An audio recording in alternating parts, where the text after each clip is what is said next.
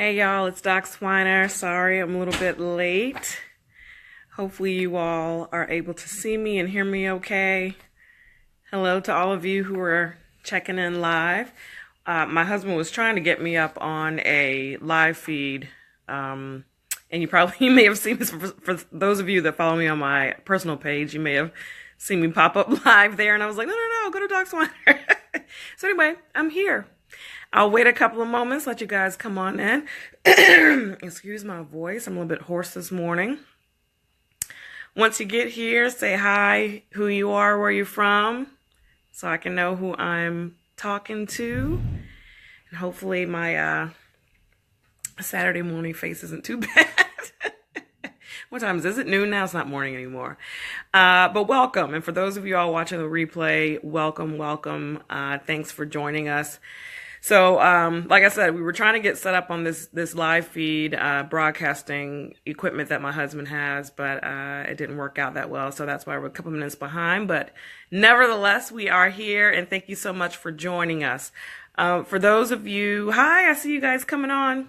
For those of you who have not met me, until now, I am Dr. Nicole Swiner here in Durham, North Carolina, and I am a full-time family physician in private practice here in the Raleigh-Durham, Chapel Hill area in the Triangle. And I've been in practice now for about 10 years, or actually literally 10 years as of this month I've been in practice. And so that has been a nice milestone to acknowledge. But I've been in private practice now for 7 or 8 years. And our practice, Durham Family Medicine, is not owned, but managed by, there's a difference, managed by Raleigh-Durham Medical Group, also known as Medical Edge here in the North Carolina area. And they also have different practices and things in the, hi Katrina, in surrounding areas. So if you are looking to get more into private practice, or if you're looking to transition from a hospital-based practice, or you're just fresh out of residency and you want to talk about how to start your own practice in primary care, whether it be family medicine, internal medicine, pediatrics, and I think they even have some other subspecialty type clinics that they're starting as well. But that's where the majority of my knowledge comes from. So I'm part of our groups thinking about quitting medicine, physician moms and family medicine, Artemis, Mocha Medicine, YBAD, and there are almost always, hi Joy, nice to see you. Almost always, hi Brianna, almost always questions about the struggles of billing and coding in a primary care setting, and why is it so hard to get things covered and reimbursed, and fighting with the insurance companies, etc.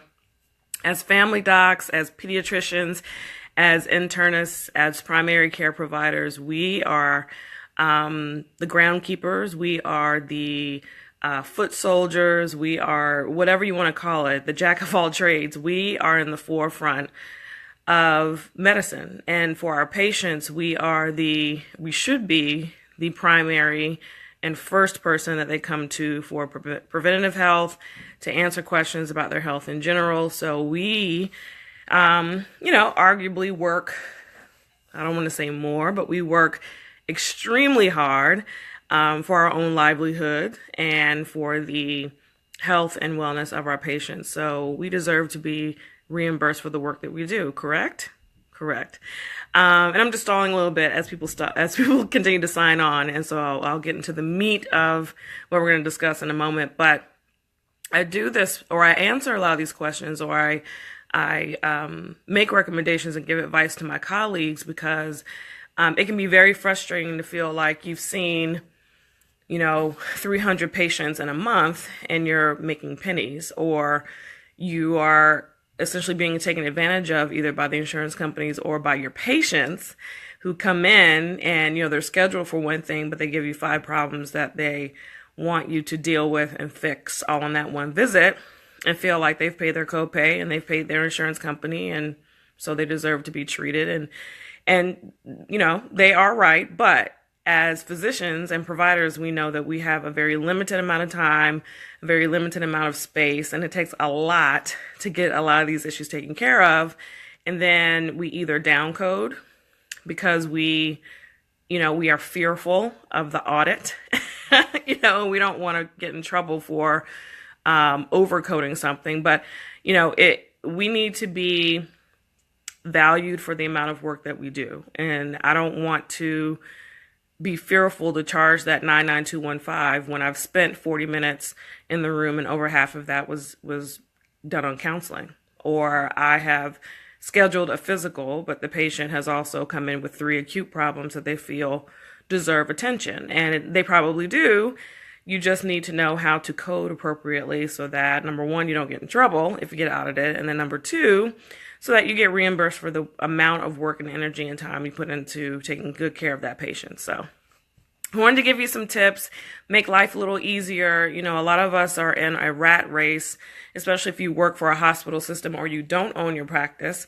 The focus is on see as many patients as possible. So get them in, get them out, get them in, get them out, like a machine. Not fair to both parties, not fair to the patient, because often we feel rushed and forced to take care of all these things that they came in for, and then not fair to, hi Shannon, yeah, you're welcome. Hi Jensen, is that Ben or Jensen? Hi Dorothy. So it's not fair to either party. So I want to mention 2 huge pieces of information that I think are very important for primary care. Both, number 1, to make sure that you're doing for your patient care, and number 2, if you're trying to be efficient and you only want to see 15 to 18 patients a day, you'll get more bang for your buck, okay? Disclaimer, I am not a billing and coding expert, nor am I credentialed as a medical, hey guys, Ben and Jensen are my some of my nurses, and so they know that I preach this. I preach that we deserve to be get valued and reimbursed for the amount of work that we do. Right, Ben? That's right. So I want, if you only want to see 15 to 18 patients per day, and get efficient reimbursement out of that and be able to code effectively, I think there are 2 huge, you're welcome, Delana, nice to meet you, 2 huge pieces of information for primary care providers to have. Number 1, as primary care providers, whether you're a physician assistant, nurse practitioner, or MD or DO, our main job is preventive health, right? The large majority of our time is spent on prevention. So your physicals generally have a lot to do with the meat of your practice. Probably more than 50% of the time, you're talking to a patient about their last pap smear, the mammogram, the colonoscopy, etc., shots, all these health maintenance things, right? So let's talk about how we code for that appropriately. And I really want to focus on Medicare. The population is aging, and so this may not be as helpful for pediatrics, but for internists and family medicine docs, Medicare is a huge portion of our population now, because there's a youthful, aging, geriatric population that we have. So you want to make sure that you're taking good care of them and coding appropriately. I have permission from our medical group. Our medical group, by the way, I want to shout out Yvonne and Jean, two integral parts of our Raleigh-Durham medical group for our practice, have been huge helps and are never afraid to educate and answer questions and pick up the phone and answer something if I don't know what to circle or what to code on my sheet. But they're very helpful with, number 1, keeping us out of trouble, and number 2, helping us to get the best value for the work that we've done. So this is our sheet. This is our super bill. I've written in some things, but this is what our sheet looks like. And it's a million different numbers and bubbles, right? But the meat are on this side here where you see my handwriting: preventative visits and transitional care. Okay. So, Ben, correct me if I'm wrong. We have, I think, 2 slots in the morning open and 2 in the afternoon for physicals, essentially. But throughout the day, that may change. Or if I'm on vacation and we need to fill up my schedule for the upcoming week, sometimes we'll add on a lot of different physicals. So sometimes I may have up to, Ben, how many would you say? 5 to 7 physicals sometimes in a day. And the majority, well, at least half of these are Medicare physicals, okay? Annual wellness visits are what they're called. And a couple of things to point out, okay? So you see these G codes, G04, I'm trying to read backwards, G0439, 3 in the morning and 3 in the afternoon, Ben says. He's my registered nurse, by the way. G0439 and G0438 are two Medicare annual visits codes, okay? Very important, okay? Number one, and I was going to say I should be taking notes. I might, you can always go back and rewatch this. And by the way, let me finish my disclaimer. I am not a medical coder and biller. You can always ask your facility in their billing department for questions. Or if you, like I said, if you're managed by a wonderful management company like ours, they will have their own coding specialist, and that's who you can ask questions to.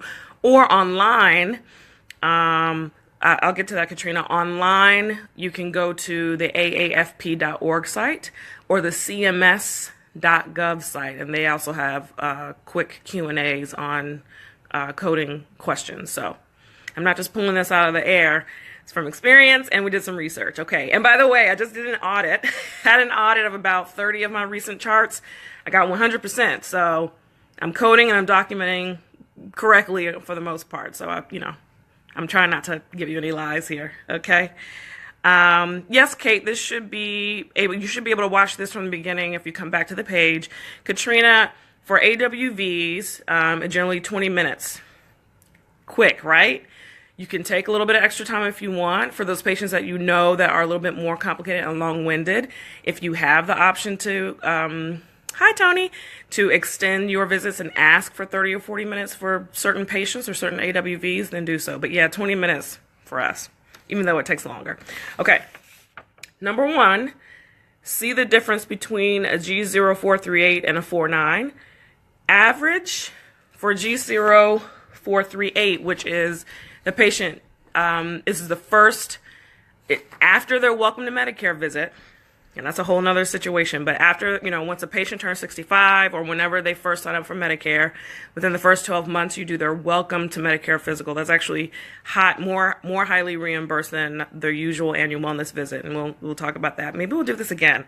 But for that next time that they come, or this is a new patient and this is the first time that you are doing a Medicare annual wellness visit, don't make the mistake and code it as a G0349. It needs to be a 38 because it's the first one that you've ever done. There's about a $60 difference on average, $60 difference between that, and I'm sorry, I keep putting this in front of the camera, between that and a new Medicare annual wellness visit and an old one. Don't make that mistake. That's number one. Number two, anytime, and I have this clarified, when I was in residency, I was told that, absolutely under no circumstances should you do both a physical and a 99213 or 99214 in the same visit because they will not cover for it. Not true.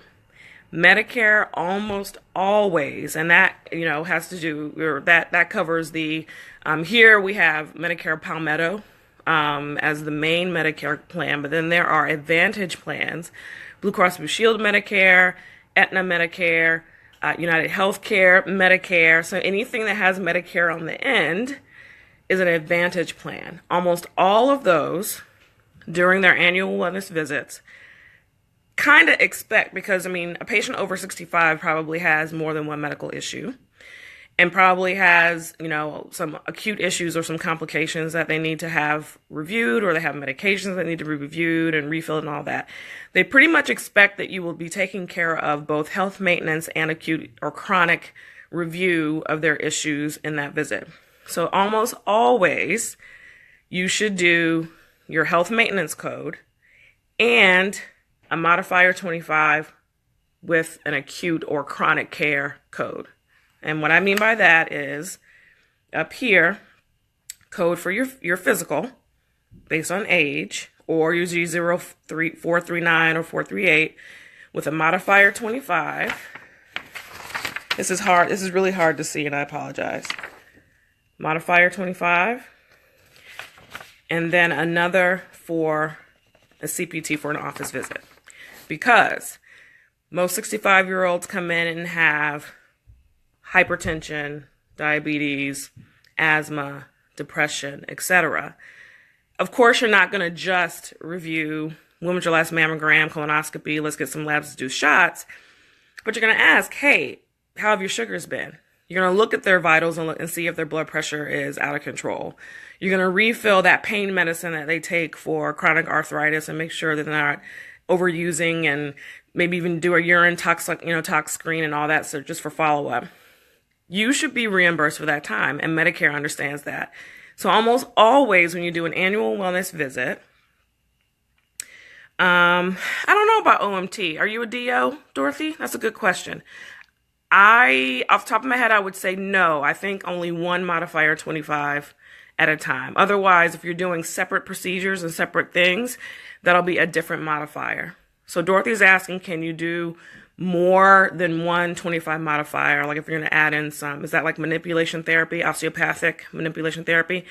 If you're going to do an extra procedure over that, Dorothy, I think you might have to do like a modifier 52 or 50. It's probably a different modifier, and so you'll need to ask your coder about that. Okay. So, long story short, almost all AWVs count for 2 visits. Reimbursed for that health maintenance visit, and reimbursed for either I reviewed all their chronic care issues, they have at least 3, they're stable. If I want to do a 99213, I could, but you also could do, billing. You also could do a 99214 because all you need is review of 3 chronic issues, right? Again, this is not cheating the system. This is not undercoding, because you can get in trouble just as much for undercoding as you do overcoding, okay? All right, that's number 1. Number 2 is a sweet, sweet, sweet little trick. Again, legal. Remember, I passed my audit. Legal. So, on all plans, on all Medicare Advantage plans, okay, so that's not Medicare Palmetto. That's kind of the normal Medicare. There are enough physical ones. So, Joy, you have to document. Document. So you're documenting your physical exam, but in your HPI, you're also including, 65-year-old here for health maintenance. Last one was done 2014. Concerns, number 1, diabetes, stable. Number 2, hypertension, elevated today, needs refill. Number 3, asthma, stable, but needs, flu shot and Prevnar covered, and needs an inhaler because he's using it more than twice a week. You have to document, and then you have to document in your physical, making sure that you've covered those issues. I've listened to the lungs, I've listened to the heart. I did a foot exam for diabetes, right? Okay. So here's the sweet trick. For all Advantage Care Medicare plans, not only do you code for their health maintenance exam, so a 99397 or 99396, depending on their age, and modifier 25 with the 13 or 14, you also are expected to have them come back in 4 to 6 months for a follow-up, right? Not only that, but Medicare Advantage plans expect that 4 to 6 month visit to be a follow-up of health maintenance exam, okay? So you actually can do this twice in a year. Again, legal, covered, and the patient only has to pay their copay, okay? Just like they would pay a normal copay for a visit. They're usually for their physical, 0 copay, but the majority of patients and Medicare plans now expect that they will potentially have that extra copay because the provider is doing what they should be doing, okay? So let's take it for an example. 65-year-old with Blue Cross Blue Shield Medicare as an Advantage plan comes in for their physical. We do their physical. He's a diabetic. He has hypertension. He has asthma. So we've charged for the health maintenance. We've charged for the modifier 25 for review of at least 3 chronic issues that are stable. His follow-up visit in 4 to 6 months, which we would do anyway because he's a diabetic, and it has to be 4 to 6. It can't be 3, okay? Because, most diabetics, most hypertensives we would see back in 3-ish months. It has to be 4 to 6, okay? In 4 to 6 months, have them come back, and you're coding again for health maintenance review and review of their chronic issues. So you've done this twice, okay? What Medicare expects is that, okay, you had that first visit for your physical, their annual physical. You referred them for a colonoscopy, referred them for a bone density, referred them for a mammogram, etc. In 4 to 6 months, they want us to come back and make sure that they've actually had these studies done, and we've reviewed these studies with them. Okay? Medicare expects that. Okay? We do that anyway, right? You're calling the patient and making sure they've had their, and I need to check what time it is too. I'll make sure I'm not talking forever. But Medicare expects that you are doing that and that you should be doing that. So do it and then make sure that you're coding correctly for it. Okay? All right. By the way, if you all have questions or for some reason on the feed, if I don't catch it, I will come back and I'll answer them. I'm also going to offer some free some consultation times with me too, so stay tuned. Another G043, no, not a G. The G code is only for Medicare Palmetto, the regular Medicare. This is a 99397 or 99396. Let me show you. Okay, so let me clarify, because I may have misspoken. Medicare Palmetto, regular old Medicare, they get their G code, their modifier, review to chronic issues or a new issue, acute problem, 99213 and 99214, they're done. For your Advantage plans that come in for their physicals, 9939, if they're over 65. Modifier, 25 with their review or acute issue with the extra, 99213, 99214. They come back in 4 to 6 months for re-up. A 99 code, not the G. Not the G. Okay? And again, we can talk a little bit more online if it's confusing. I know it's confusing.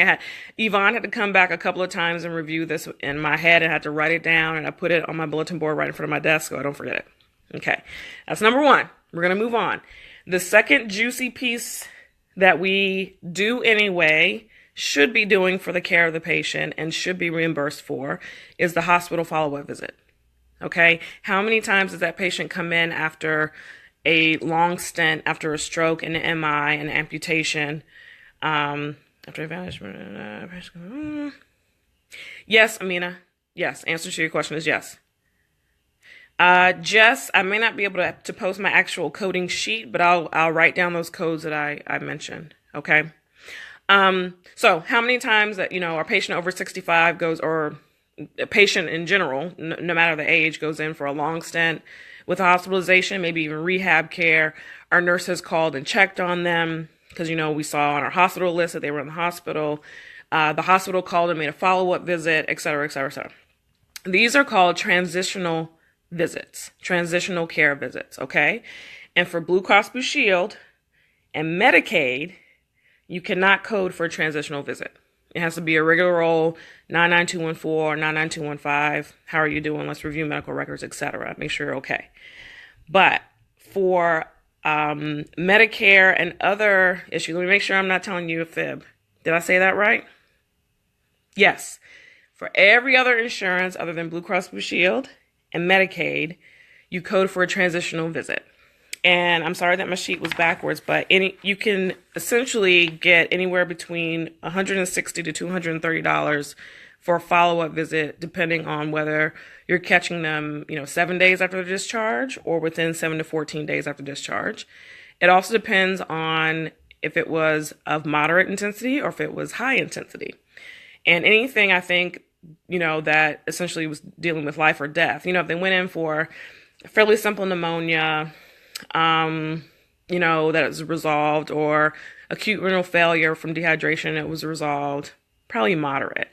Stroke, amputation, AFib with a valve replacement, that's pretty high intensity. That, that kind of a situation means if you didn't check on them, if you didn't have them follow up, they have a high risk of readmission. So we get reimbursed for that.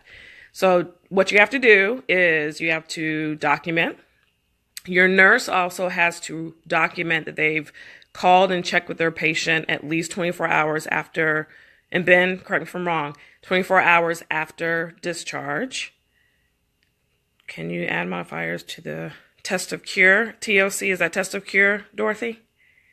Your nurse has to document that they've spoken to the patient, and you have to have spoken to the patient. So this is what Ben and I do. Ben is looking to make sure to know, he's checking to see when they've been discharged. He will call the patient and check on them, and we'll say, Mr. So-and-so, we see that you've been admitted and discharged. We're so glad, transitional care, I'll get to that. We're so glad that you made it home safely. That's wonderful. We hope that you're doing well. Is there anything that you need? Do you need any refills? We see that you have a follow-up or a hospital follow-up visit in the next 3 days. We just wanted to make sure you were doing okay. Here's Dr. Swiner. She just wants to hear your voice before your next visit. I try not to get stuck on the phone. You don't want to have to do the hospital visit over the phone, so I try my best to never get on the phone. But in this instance, you have to document that the provider spoke with the patient, or that you at least attempted to. So then I'll get on the phone and I'll say, hi, Miss So-and-so, just wanted to check on you, make sure you didn't need anything. I see you're on our schedule in the next 3 days. We'll follow up then, but we just want to make sure you didn't need anything before then. No, I'm fine. See you in 2 days. Click. You have to document that, and it has to be within 28 to 48 hours of discharge-ish. We have to check on that. And then, after you speak with them and have your follow-up visit, you code for these here transitional care management codes, okay? And then your nurse has to check in with them again a couple of days later, and they have to document that. If you do all that, then you can code for the transitional visit, okay? If either the hospital, the code for follow-up health maintenance visit is, yes, Ben is confirming. The code for follow-up health maintenance visit is 99397. Yep, 99397 or 99396, depending on age. It's age-based. Okay? Add modifiers to the transition of care. The transitional care. Yes, you can. And I just saw that. I hadn't been doing that, Dorothy. But yes, you can add a modifier 25 and an acute issue if they have one. I haven't done it before, but apparently you can do a modifier 25 to these transitional hospital follow-up visits, okay? So those are 2 big pieces, you guys. As primary care providers, we're doing all this work anyway. Make sure that you're coding appropriately, okay? And let me check my time. 12:30, okay, this is a lot of information to squeeze in, but I wanted to give you those 2 pieces of info. So preventative care, make sure your coding is legit and straight. Number 2, hospital follow-up visits, which are called transitional care management visits, okay? Make sure you're doing those. And if you only have 15 patients on your schedule for that day, if 5 of them are Medicare Advantage Care physicals, then you've, added 5 extra visits to your day. Work smart, not hard, okay? This is what I'm going to do. I got some giveaways. I got 4 giveaways. For the first 3 folks to email me at my email address, I'm going to do, so by the way, I do, outside of my usual job, 9 to 5, taking care of patients, etc. I also do some consulting on self-publishing, on career changes, Superwoman Complex, that's my thing. I wrote some books about it. But I'm going to give away 3 free 15-minute consultations on this topic, on career questions, etc. to the first 3 folks who email me on my email address. Are you ready? cnswiner@gmail.com. Ben, can you type that in for me? cnswiner@gmail.com. For the first 3 folks to email me, we'll have a free 15-minute consultation on this coding stuff, or career goal change, or thinking about quitting medicine, or transitioning from hospital practice to private practice, starting my own practice, etc. We'll do that. For the 10th person that emails me at cnswiner@gmail, I'm going to send you a free copy of our Thinking About Quitting Medicine best-selling book. Thank you, Ben. And, it's been empowering. It's been interesting. It's been fun to talk to my colleagues about how they want to quit medicine, or they don't want to quit medicine, but they want to do medicine in a fun way. They want to do telemedicine. They want to do speaking. They want to do writing. They want to be an NFL cheerleader. They want to do whatever they want to do. It's been fun to share the stories of colleagues that we've written about and meet other folks in this medical game that, you know, at times is traumatizing and not on our side, and we try to make the best out of it. And so I have myself and my partner, Dr. Manny St. Victor, wrote this book called Thinking About Quitting Medicine to tell our stories and to empower others like us. So the retail price is $39.99, and so I'm going to give it away free to the 10th person. Okay. This was a lot, guys. I thought it was harder than I thought. I was like, I'm just going to keep it to 2 things, and I'm going to be quick and easy. This is not quick and easy. Find you a biller and a coder that you can trust, that you can talk to. Go online and research. Buy the CPT code book so you can do it right. Reach out to me, okay?